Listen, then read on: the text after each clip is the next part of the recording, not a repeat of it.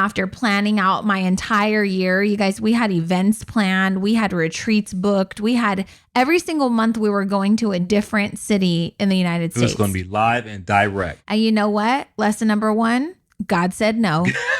He just straight up said, nope, that's not what we're going to do right now. And I was like, okay. Welcome to the Push Podcast. Why push? Because a nudge is just too friendly. And friend, we're here to help you get your shit together. I'm Eddie. And I'm Janelle. And we're the Copelands. We've got 3 daughters, 2 businesses, a mortgage, and lots of responsibilities. So just like you, we're struggling to find that perfect balance of ambitious go-getter hustle while still staying present, loving our kids, and working on our relationship. And doing the laundry, going to the grocery store. Oh, and don't forget being mindful. Yeah, all of the stuff. So if you're juggling all the things, but you're also trying to get to the next level, guess what? You're in the right place. So get ready to be pushed.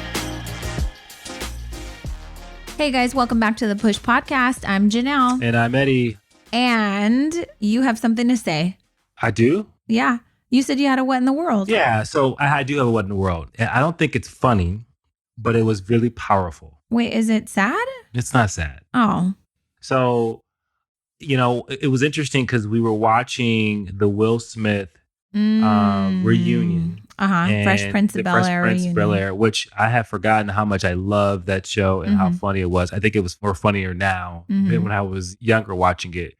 And one of the things that was really interesting is that they replaced Aunt Viv, right? So Aunt Viv, after the third season got replaced, and it was kind of an abrupt, just like all of a sudden there was a new person. I think they made one joke reference on the show from it that I remember, and then she was gone, right? And I think her name was Janet, right? I don't remember her last name. Yep. But I guess it was over a feud, right? And so I guess there was a big issue between her and the producers and Will Smith. And this turned into a 30-year feud. 30 years. Long ass time to hold a grudge. And so my what in the world is because one of the things that we saw was she lost like her livelihood because of this, right? Yeah. Because she was basically blackballed and like couldn't get any work in Hollywood. And she was a well-renowned actress actress, singer, dancer from Juilliard. Was just over. Right. And I was like, what in the world? Like, what? And I'm like, I'm so curious because I want to know, what did she do? She said she lost her home. She lost everything. Well, so she was making a lot of money on the show. Yeah. She had a 3-month-old baby. She was in an abusive relationship with her husband. So I would imagine going through a divorce, losing your job, trying to be a new mother. That's a lot. That is a lot. That's horrible. So, but the point is she was resentful and held on to this angst towards Will Smith. And she looked at the last 30 years like he robbed her. She said, I served a 30-year sentence. She said, I served a 30-year life sentence for what you did. Right. And then, like that, I just snapped my finger. I don't know if you can hear that or not. She forgave him. Right. And I was like, whoa. Yeah. Like, so is your what in the world the grievance for 3 decades? Or is it that like that she can forgive? Right. Well, I think what was forgiving was that he participated in the reconciliation process of like owning his part. Right. Right. But I just thought it was remarkable for you to lose your livelihood. Like, I'm a pretty forgiving person, but if I lost my livelihood because of some back room conversations or someone thought that I wasn't, didn't work well with people, whatever the case may be. Well, you got to remember, and I couldn't get any more work anymore. This is in the 90s. She's a dark-skinned black woman. She said there already weren't any women of color that were dark like her on television. So she took that seriously. She said that the rumors were going around that she was the angry black woman, difficult to work with. And so she just couldn't get a job. Right. So that's tough. That is tough. But, I'm just going to tell you, though, to hold anger for 30 years, it sounds exhausting. Well, that is exhausting. But when you can't get a job, I think you get renewed with anger every single time. Yeah, you're reminded every time you can't get work that this has happened because of a particular person or a group of individuals that just felt that you were difficult. Right. Not because you did something wrong, not because you said something out of line, not because you harassed someone. You just showed up to work and people didn't like your attitude. Right.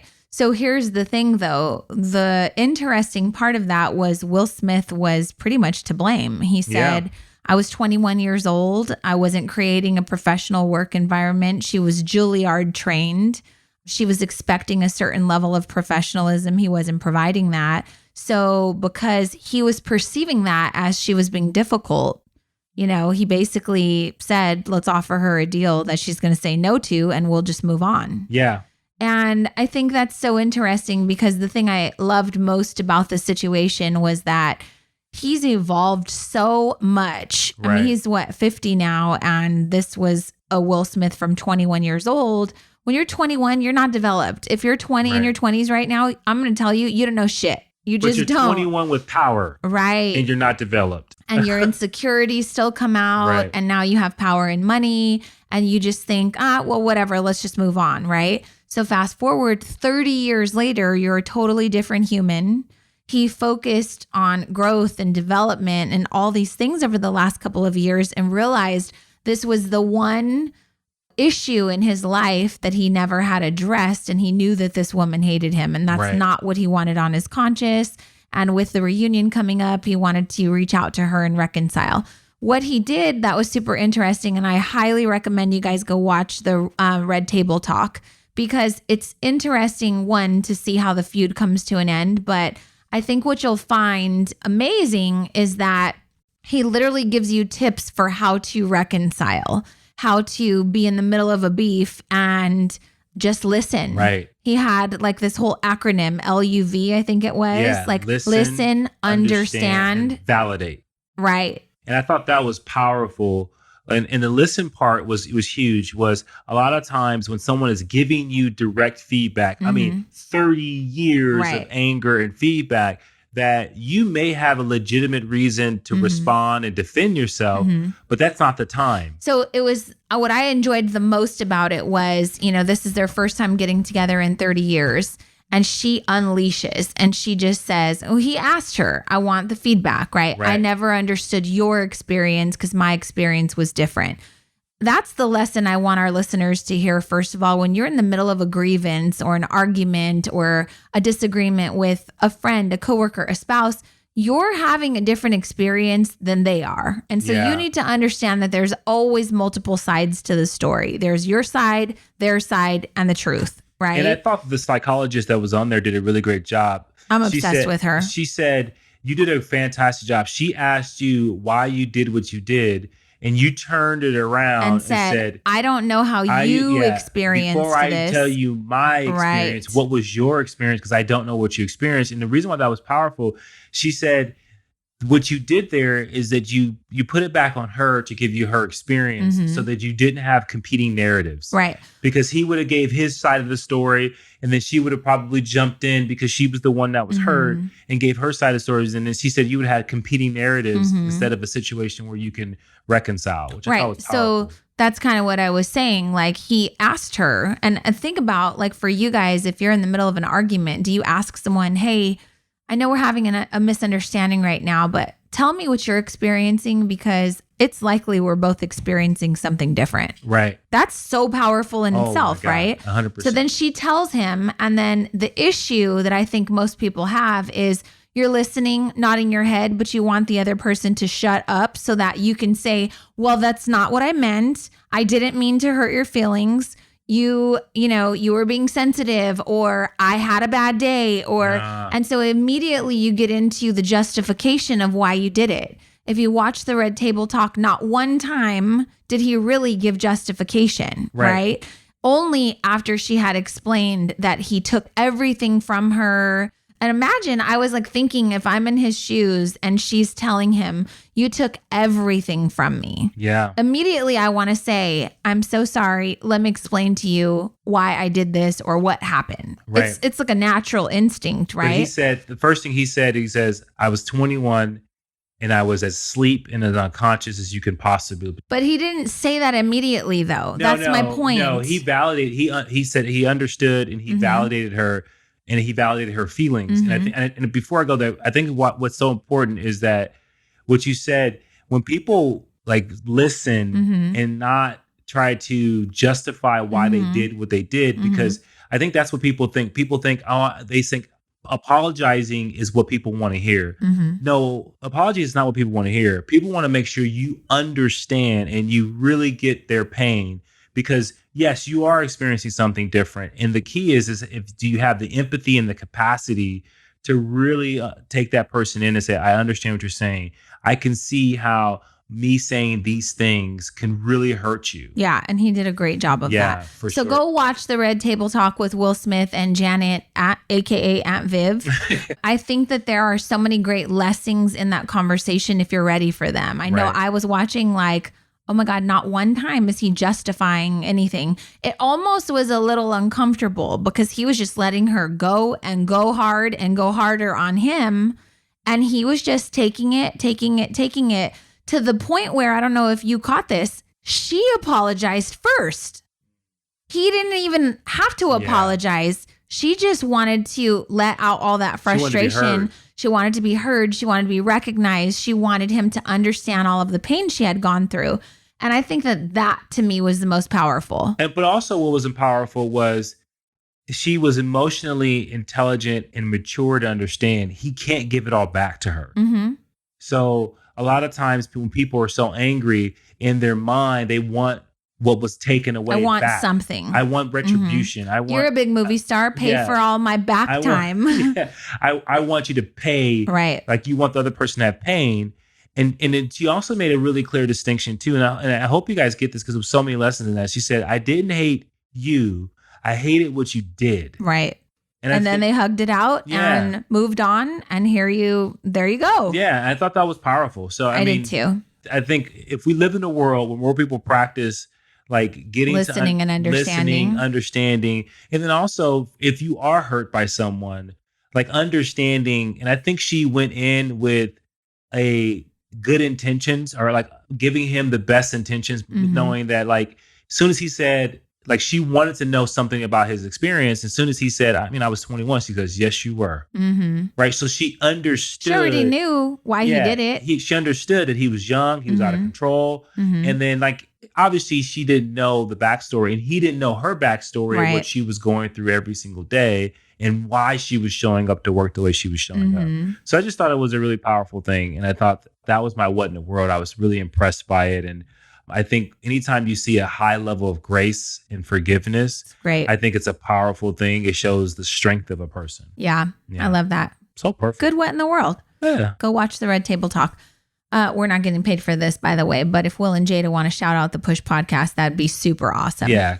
Okay. So with 30 days left in 2020, I cannot believe this year has flown by, right? Last year around this time, we were doing podcast episodes on goal setting and like getting your shit together and planning your most perfect 2020.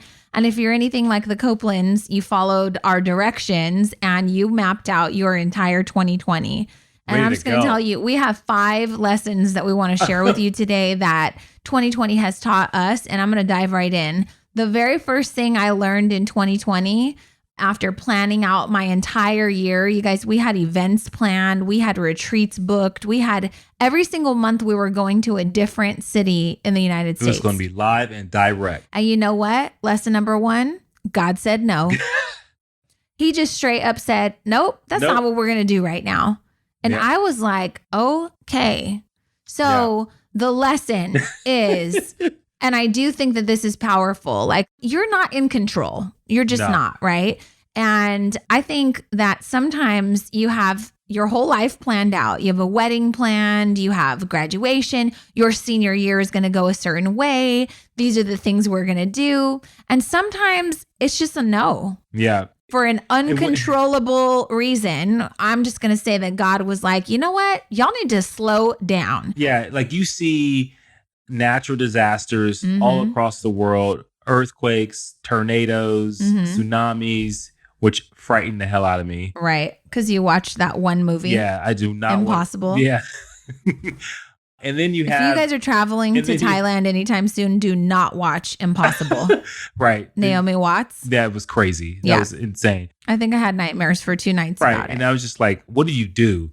But I think when there's a pandemic. Like, I don't think I had really understood the word pandemic. I had heard epidemic quite often, right? Pandemic means the globe. The world. It's a global pandemic. Right. Epidemic is a region. So as a world, we share the same problem, which is so interesting and unique. Right. Like, that's what in the world? Yeah, we share the same problem. Right.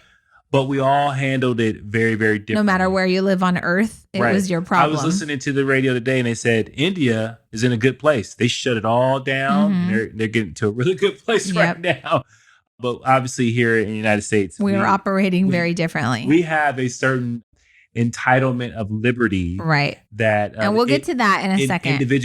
Individualization or individuality. What are you saying? Individuality that no other country really has. And I think that's a powerful thing to understand. And this is why other countries have had a different experience when it comes to COVID. So number one, my lesson, God said no. But here's the caveat. You ready? I don't think that he actually said no. Like, no, Janelle, you can't have that 2020. I think he said, girl, not right now. So it's a lesson of patience. It's a lesson of patience for me. He didn't say, no, you couldn't get married if you had a wedding planned. He just said, it's not going to look the same. Yeah. He didn't say, no, you can't graduate from high school. He just said, I'm really sorry, but it's not going to look like how you want it to look. Yeah. And so I think patience and acceptance are my number one. And I just wish I could gift that like Skittles every day to people because people try to control everything, right? Yeah. We'll talk more about that in a second. Number two, disruptions are never convenient. Ever. But they're necessary. They are totally necessary. And you learn some of your biggest life lessons in the middle of disruptions, usually far after the disruption has taken place, right? So in 2009, we've shared with you guys before, but in the last recession, we lost everything almost. And that disruption felt really miserable in the moment. Yeah. As we saw the lessons and the grace that was granted to us, it wound up being one of the biggest blessings of our life. So I hope you're not still kind of fighting what's happening because we got 30 days left and I don't think it's going away in 30 days. It's actually getting worse, right? Yeah.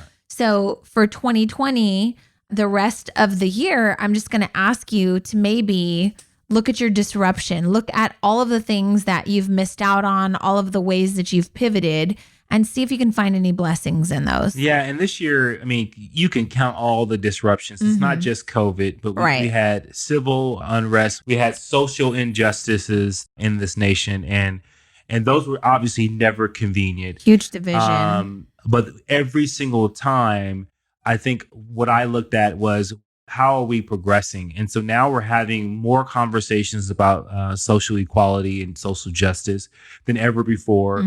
We've got uncomfortable conversations with the Black men that is gone viral. Emmanuel Nacho, I love that. And we didn't have that before. And I think that this time, this disruption that we've had, especially from the social and the inequalities of justice, are very different than in the 90s because we saw the same things with Rodney King. But I think now with the power of social media, we have seen some things that have progressed because of it. And so we just, I hope that continues with this particular disruption, but it's never convenient. Right. It never happens. Like you never sit back and say, God, things are going so good. I'm so prepared for this next problem. Yeah. Let me just, my preparation for problems are at my highest level right now. And I'm ready for this next tsunami that's getting ready to come. I think that could be the next podcast episode, prepare for problems. Yeah, because absolutely. They're going to happen. But it's never going to be a problem that you think it's going to be. And I'm just going to say, can we, for the record, like this, this number is disruptions are never convenient. I hope you really digest that because you're never going to be at a good place in your business if you're a business owner where you're like, okay, I've saved up enough money. I am totally ready for a global pandemic now, people. Right. Bring it on. No. Said no one ever. Said no one and did no one ever. Like it's just impossible, right? So just know that like disruptions come to teach you a different lesson, whether it's, hey, we're going to pivot your career because we took all of your money and you lost your business. Like I've been there, right? Or, hey, remember that thing you wanted to do? Well, you can't do it anymore. So figure out a way to get creative. I think there's just so many blessings. And I hope that you take some time to kind of figure out what all of the disruptions in 2020 have brought to your life. Yeah. And I think that this disruption, this time in this place in 2020 with all of the things that, like all the different businesses that are, like I'm seeing businesses take shape on and doing something different, doing something new. And I think we're going to see an explosion in 2021. New businesses, lots of creativity. People are buying in a different way. Yep. And I think it's just going to be pretty amazing. I do too. And this is when great things are born, through challenges and adversity. Someone will rise up. Lots of people will rise up. We will rise up. I just got to throw us in there. Okay. And they'll be game changers and way makers. So 3, this is a doozy for some of you. You're always in control, regardless of how you act, what you think, what you feel, what you're experiencing.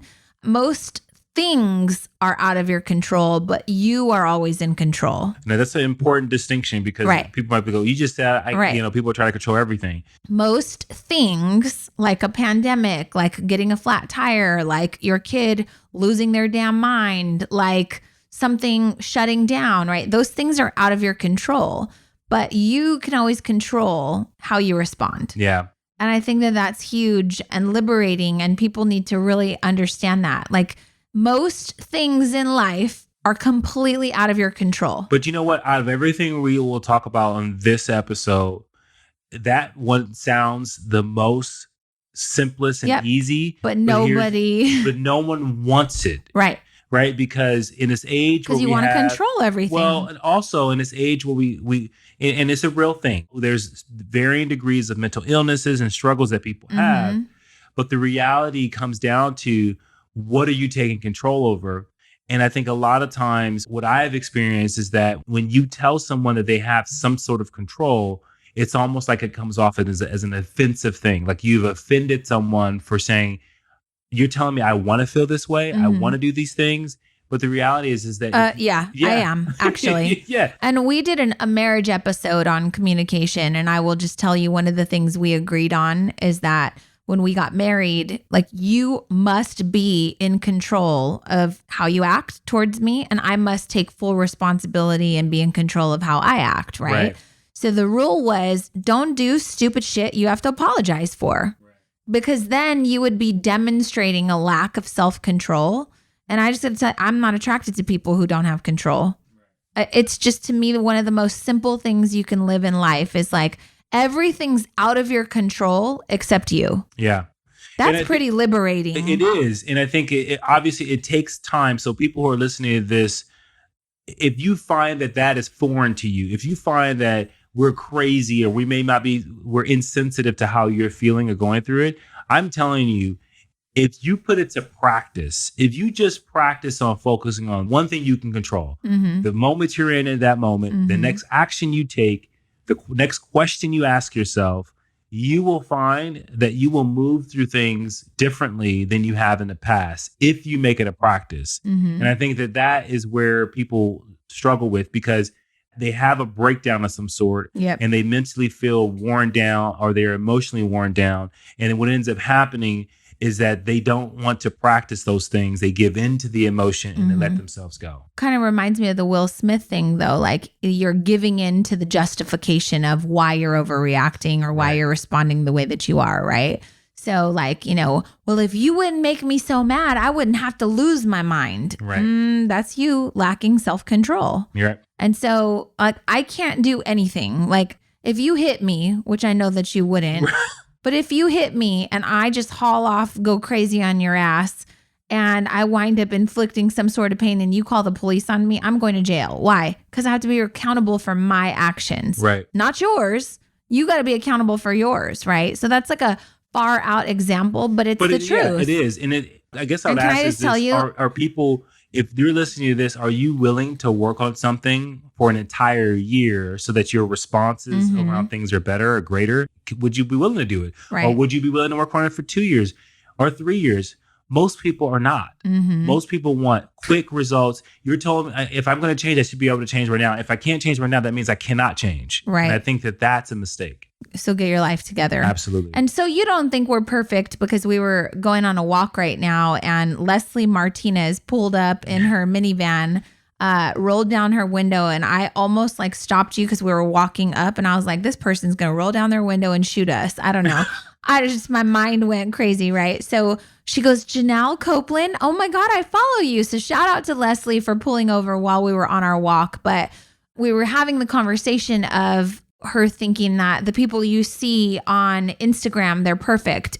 We are not. They are not, right? Right. And so to show you how imperfect I was with this whole notion of you're in control, many years ago before we were married, I had a boyfriend that pissed me off and I slapped the shit out of him. Wow. Could you even imagine? Like I would never even raise my voice at you, let alone like that's the old Janelle, right? So I slapped the shit out of him and he turned around and he said, if I slapped the shit out of you like that, you'd be in jail or I'd be in jail, right? So he would have got arrested. He said, you're no different. You need to learn how to control yourself. And I was like, mother effer, da da da da. But he was right. Do you get what I'm saying? Yeah. Like I had to be accountable for my actions, right? And so I just want to tell you, I am far from perfect, but I've come a long way. But he deserved it. And he deserved it. But I've learned to control my emotions. Yeah. And there is literally like nothing that like I have to be in control. Yeah. And no one's saying that you're going to be perfect with that. There are times where I get It's a practice. I get really frustrated. And you want to slap the shit out of me? No. You better not. I never want to slap the shit out of you. I will send you to jail. I never want to slap the shit out of you. But there are times where I get like, and it's just, it could be anything. You can get really frustrated. And sometimes you just have to have the right mental strategy to put yourself in the right place. You know the thing about you though, this is my what in the world. You have Jesus-like patience when it's not required or expected. Like seriously, I don't know if you guys got the episode where this woman called Eddie the N-word and he was just like, I'm going to pray for her. And now I'm going to have to ask you to leave. Like he was so unfazed by it. And the whole store, all of your employees were like, oh my God. Like you exercise this Jesus-like patience to where it was like, you can't possibly be human because how could that not rattle you? Right. Conversely, I remember on a 4th of July, we were driving to go to our destination a few years ago, and you got pulled over for speeding. And you were so upset that on 4th of July, a police officer would pull you over for going 80 miles an hour. And I was like, okay, what's wrong with you? Here are the facts. You were speeding. And you were like, it's a trap right here. They set me up. I was like, what in the hell is wrong? It took you forever to let that go. Yeah. Do you remember how upset you were? Yeah. So you perplex me every day. I'm just like, why are you upset about this, but you weren't upset about that lady calling you the N-word? It's like I store all of my patience. And you just like lost it. Yeah. So you're interesting to me. What's interesting is like before I even became aware of different mental strategies you can have to get yourself to a place that you want to be. Like when I was a kid, I used to struggle with terrible migraine headaches because I used to stress about everything, right? And I had this really, really bad temper, and that temper went through all of high school.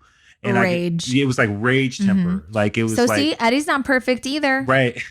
But these headaches were so debilitating that I was like, I knew where they were coming from, and so I just had to start really working on not giving a fuck about things. And then also knowing like what things I can control, what things I couldn't. And this is before I even knew about the psychology of all that. But it was because of the pain that I said, this is something different. Yeah. I mean, I literally had to be in dark rooms. Right. I just could not take it. Right. Thank God you figured that out because I don't have a lot of patience to deal with that. You need a dark room and like, it's too much. I mean, and this just was an inconvenient situation. Right. So. Okay, moving on. Number 4, what 2020 has taught us. This one's yours. No matter what, humans need connection. Yeah, and I think we value it more than we thought. I think if you would have asked me in 2019, do human beings in this age, especially young people, do they value connection? I would say no, they don't. Social media has made it so that we don't connect anymore. We don't necessarily value time with people.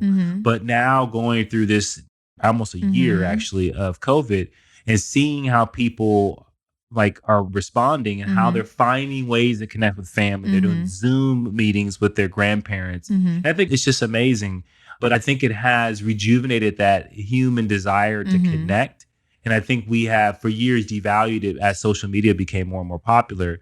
but it actually is something that people really, really value and they need. Right. But we're not telling you to go out there and gather. And this is coming out after Thanksgiving. So if you did a Thanksgiving and you shame around on you. people, I pray for you. I hope you're safe. So it's interesting because this one could also be called Family Over Everything. Here's why. Right before we hit record on this podcast, I asked just a quick Facebook poll, what has 2020 taught you?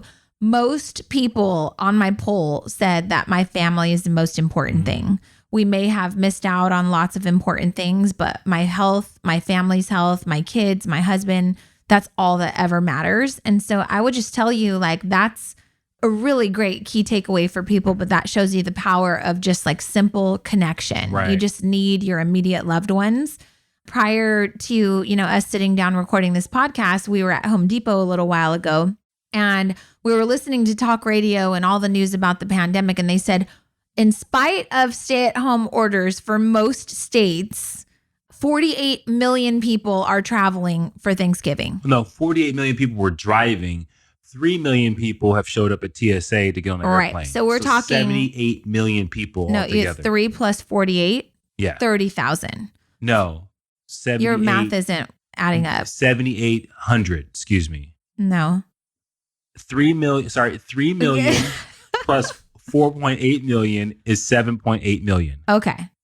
So 7.8 million. Yes, not 30 million. 3 million plus 4. I think it's inaccurate. I think it's 48 million. 48 million people were driving. Right. And 3 million people were flying. That's what they said on that radio. It seems like your math is all messed up, but it's okay. Millions of you are still going against the stay-at-home orders to go have Thanksgiving, Friendsgiving, celebrate Christmas somewhere. And, I get it. Family's the most important thing to me too.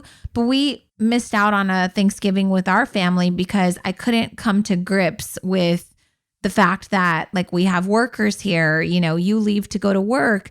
If our family brought something to our other family and I had to sit down with my 96-year-old grandmother and tell her, Nana, I think we might have been responsible for giving you COVID, I just wouldn't be able to live with myself. No. Nope. Sorry. Nope. So shout out to Megan Leal. She's one of our students. I said, what has 2020 taught you in the poll? And she said that dying is a lot easier than I thought. I mean, it's just funny, but it's true, right? Yeah. So that's number 4. Human connection is important. People are saying that family over everything is what they've learned from 2020. And then number 5, we see the world very differently. Yeah. Right? Oh my goodness. We're super divided right now. I mean, we just went through an election. It doesn't matter who you voted for, but obviously you saw that the nation's pretty split. And this is so different because people are like, well, elections are always pretty split. No, but this is very interesting because, like it or not, the president is a very polarizing person. And so you tend to find that people see him in one perspective more than they do another. Right. But the reality is that we see things completely different. And it is also partly a little saddening. And it's also kind of scary because I think that the fact that we see each other so differently, we have not invested in listening to each other at all. And I think that when we are in this environment where people are seeing the world so in such a contrast, what ends up happening is we can't get anything done. And then we don't even look to compromise on anything. And so that's not just politically, that's just as human beings and connections. And so as I look at the social media landscape, as I look at the world, people are just painting a very different picture than one another. And you can take one event and someone will see something totally different. And we were watching that on the news. We were flipping back to different news stations and how they covered the election was very, very different. Totally different. The narratives change. The narratives change. And all of a sudden you see things that are planting seeds that we feel that could be very, very dangerous. And so, but people gobble the seeds up, water them, let them manifest. Like somebody I was talking the other day said, the news keeps feeding fear. And I'm just like, they do? Or are they just reporting the news? And so even being this particular gentleman, we're seeing the world very differently. And I was like, I don't know if the news can feed fear. But see, I agreed with that. But I think, but for me, it's like fear is internal. Yeah. Like, you got to choose to believe it and then be fearful. Afraid of something, whether you think you have that control or not, whether you're afraid of spiders or roller coasters. That fear is internal. Fear can't be delivered to you, is what I'm saying. It's like someone can't package the perfect amount of fear or information to scare me. Right. And so it's just like, to me, it didn't make any sense. I was just like, and I didn't argue with them, but I was just like, oh, that's interesting that you would say that. Because I don't think the reporting on COVID, on the radio is feeding fear. But now, I will do think that people can paint a narrative that can point you in a direction where you're saying, is this something that you're trying to make us afraid of? Right. Is this something that I should be fearful of? Is this something that there's truth to? If so, how do I prepare? Yeah. Like when people say these people are coming to your neighborhood and they're going to terrorize and vandalize your neighborhood. Right. That's very deliberate. That's very much saying, okay, you're trying to create a narrative that could be fear-based. It still takes a person to be a critical thinker to say, are they really? I don't think the bulk of the world's critical thinkers. I'm just going to throw it out there. People just listen to stuff and they just go, oh, that's it. That's the truth. And they walk away with it. Case in point would be when the whole pandemic thing was coming out. Don't you think the CDC and the government are like, let's be careful what information we release because people might go crazy, right? 100%. And people went crazy and they bought all the toilet paper and all the food on the shelves. And then it triggered people like me who were like, dude, you guys need to chill. But now there's no food on the damn shelves, right? Yeah. So I do think that fear is something that comes from the media and people gobble it up. Right. So I would agree with him, but I do think you have to be in control of what kind of fear you want to digest. Right. I just say no to it. I just say no. Well, it's like drugs. I think it's important. If you're listening to the Push podcast right now, I think when you get information, whether it be from the news, radio, whatever it is, a newspaper, put it through a filter, whatever, like critically think about it, like really take it in and take in a perspective that weighs both sides. And then you come with your own type of perspective on it. But I think we just take a perspective from whatever we hear and we just ride with it. Right. So, So, yeah, that number 5, we all see the world differently. I think that could boil down to common sense isn't so common because we don't have a lot in common. I mean, there are lots of things that we have in common, but if you think about how some of our listeners might have been raised, it's probably very different than how we were raised. Absolutely. You and I were raised differently, right? Yeah. You probably grew up in a different neighborhood. You probably ate different things for dinner. Your mom might have been a terrible cook. My mom was a good cook. Like there's so many variations, right? My mom had the news on every night while she was cooking dinner. Your mom might have watched Jeopardy or The Cosby Show or whatever. Right. The point I'm trying to make is it's important to note that there are 7.4 billion people on the planet, and we are all experiencing the pandemic in a different way because of how we were raised, because of where we live, because of our beliefs, because of our experiences, because of the things that life has taught us. So I guess my wish for you in the last 30 days of 2020 is to understand that we have a lot in common. We're humans. We have eyeballs. Most of us have the same limbs, but we have a lot that's not in common. Right. And so I think people need to do a better job of seeking to understand.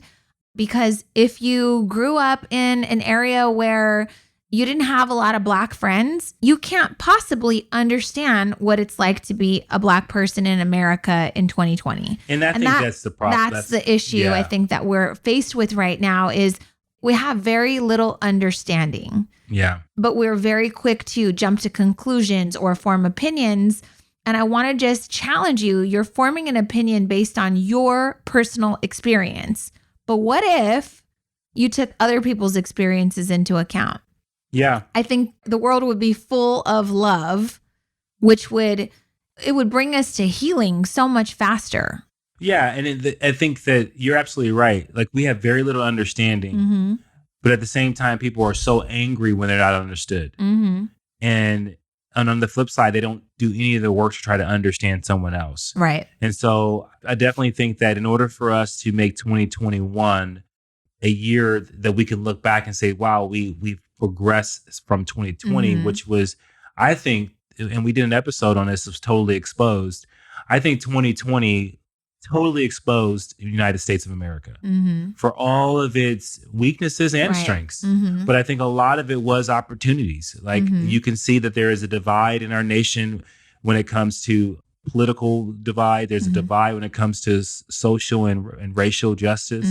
There's a divide on all those fronts. I think there's a divide when it comes to women equality, when it comes to transgender equality, when it comes to gay rights, all these things. I think there's a divide between critical thinkers and stupidity. I'm not saying people are stupid, but there's a divide between people who are gobbling up the fear and people who are saying, I'm not going to buy into this. There's people that are strictly driven by what they believe to be true. And there are people who are driven by, let me do the research and find out where the facts is on this. And let me think about this before I render a judgment. Like, I think we're really divided on that, because when you ask someone why they think something, they go, I just believe it. I believe it's a pandemic. And I go, what do you mean? Well, how is it? I don't know. I just believe it is. Well, okay. I don't know. That? We could go on and on about what you believe, but one thing that kind of perplexes me is like, we believe that we should be making decisions on abortion. Let's just use that one, right? We believe that the government should be telling you what you should do. Like, I can't comprehend that. As a woman, I'm not quite sure why certain people are saying like, well, this is wrong, so we have to like ban abortions, right? And and so someone recently told me, well, God created life and God doesn't want you to take a life and God this. And I was like, okay, I believe in God, but the reality is there's a good amount of humans in the United States of America that don't believe in your same God. You realize that, right? And this person didn't have anything to say. They were just like, well, this is the right thing. Well, for who? Right. For you. Right. And that's the part that like I can't comprehend. I don't understand how you can be so convicted in your beliefs around your God, which, by the way, is the same as my God. But I am also smart enough to understand that other people have different gods and other people don't want to believe in God. And to each his own, right? Right. Well, it doesn't impact you. And I guess the critical thinking part for me goes, well, if God gave us will and gave us freedom to make decisions, then why should we be in a situation where the government is saying you don't have a decision, you don't have a choice in this. We're going to take that choice away from you. And so not to get down. Yeah, that's like a whole nother thing. But I think that's the critical thinking portion where I go, I don't get that. For me, though, it's about the common sense. Like, common sense to this person is, well, you have to answer to God. Common sense to me is not everybody believes in God. Right. Common sense tells me, well, then they have to answer to God. Let that be their deal. Like, why are you carrying that? That's not yours to carry, sis. Put the bag down.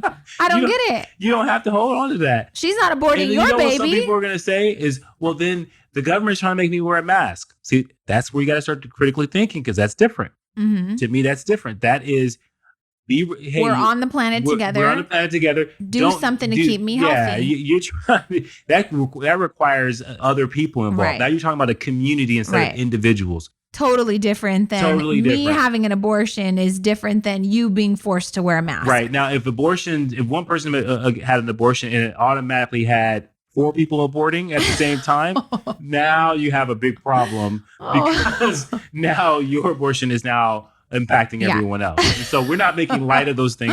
We are, though. But I just want to, but that's how my brain works. It's just I don't know why that was so funny to me, because it's so morbid. It's bad. You having an abortion just aborted 4 others. Yeah. And so that to me is the only way. I shouldn't be laughing at this. That's the only way that it's similar to wearing a mask. And so it's important, because we just want to, like, we're off on a tangent right now, but someone right now is listening to this and they're saying thoroughly disagree. Yeah, totally. And that's okay. I'm saying that's okay. That's fine, because I thoroughly disagree with your idea that, your religious that we should tell everybody what to do based on your religion. Everyone else, right? We have Muslim friends, right? And Buddhist friends. We have friends that are atheists. And here's the thing. We can say that and still not condone it for ourselves. Right. And that's the key thing. Like, it's important for people to say, hey, you know what? I don't necessarily condone it for myself. Right. And I'm not saying that's my position, but I'm saying, But people should be able to make a choice. I don't have what I condone or my values to be your values as well. And one of our daughters said that. She said, personally, I would never have an abortion no matter what. But I do believe that people should be able to make their own choices. It's their bodies. Right. Amen, sis. Right. That's obviously we're giving you our opinion, but that's the point of this is like everybody's different and we need to come together more to just be more understanding of the fact that you weren't raised like me. You might not have the same beliefs or ideals that I have. Right. So why am I force feeding you what I think is right? It's wrong. Stop it. Yeah. It's like saying, you know what? For now on, because of my beliefs, people should not be able to have sex before marriage. And we're going to make that against the law. Yeah, that's actually the same thought process. Like, because and that's what I'm talking about for critical thinking. Like, you get down these places where people have very distinct cognitive dissonance. Like, you say one thing and then you believe another thing, but it contradicts everything else. And you just go, hey, those two thoughts don't actually go together. You know that, right? Yeah. Because you can't say that, but not be also saying this. Right. So people are not being challenged like that. Right. So if you know somebody like that, share the Push podcast with them. Listen, if this episode served you in any way, please take 30 seconds to leave us a review. It means the world to us. It helps us know what you guys like and show up for you every week with better content. Thank you so much. Happy early holidays. Let's finish off the year strong. Peace. Thank you for listening to the Push Podcast. Hey, we want to hear from you. So if you have a question or there's a particular topic that you want us to tackle and you want us to help you push through, you got to do something for us. You got to go to Apple Podcasts and you got to leave a rating and a review. And in that review, go ahead and leave that question with your Instagram handle so that we can shout you out when we actually answer the question. And we'll talk about that on the podcast and make sure that, hey, this particular podcast is made for you. So leave a rating, leave a review, leave your handle, and until next time, push through.